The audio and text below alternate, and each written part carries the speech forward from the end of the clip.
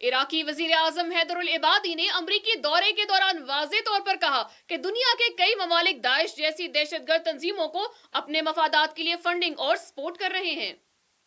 इराकी वजीर आजम हैदरुल इबादी ने अमरीकी दौरे पर सदर डोनाल्ड ट्रंप से व्हाइट हाउस में मुलाकात की। डोनाल्ड ट्रंप के इक्तदार में आने के बाद इराकी वजीर और ट्रंप के दरमियान ये पहली मुलाकात थी। मुलाकात के दौरान दोनों ममालिक ने दाइश के खात्मे, खित्ते में तब्दीलियां और इराक ईरान के साथ ताल्लुकात पर बातचीत की। हैदरुल इबादी के दौरे में ट्रंप ने यकीन दिलाया कि वो दाइश के खिलाफ लड़ाई में अपना ताउन बढ़ाएंगे। अमरीकी सदर डोनाल्ड ट्रंप ने साबका सदर बराक ओबामा के ईरान के साथ तय पाने वाले मुआहदे को भी तनकीद का निशाना बनाया। Mr. Prime Minister, it's an honor to have you here before our cabinet. You're doing a job. It's not an easy job. It's a very tough job. Your soldiers are fighting hard. I know Mosul is moving along, but Mosul was hours until we left.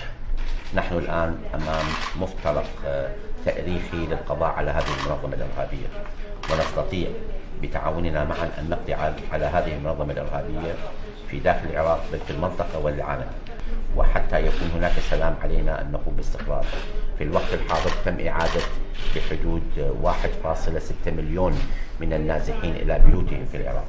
Iraqi वजीर आजम ने Iraq पर से सफरी पाबंदी हटाने पर Trump का शुक्रिया अदा किया और पीस इंस्टीट्यूट में इराक के हालात के बारे में कहा कि आज का इराक सारे इख्तलाफात को मिटाकर दाइश के खिलाफ खड़ा है। इराकी अवाम और हश्द-ओ-शाबी इराक की जीनत है जिस पर इराकी अवाम को फख्र है। उन्होंने मजीद कहा कि बाज ममालिक जाती मफादात की खातिर अभी भी दाइश की मदद कर रहे हैं, क्योंकि दाइश जैसी दहशतगर्द तंजीमें बगैर मदद और मुनज़्ज़म नेटवर्क के वजूद में नहीं आती। माहिरीन के मुताबिक इराक वाहिद मुल्क है जो अपने हमसाये मुल्क ईरान और स्ट्रेटेजिक पार्टनर अमरीका दोनों के साथ बैक वक्त बेहतरीन ताल्लुकात इस्तवार रखे हुए है। ईरान और अमरीका की आपसी इख्तलाफात में मुदाखलत न करने की इराकी पॉलिसी इराक के लिए निहायत मुफीद साबित हो रही है।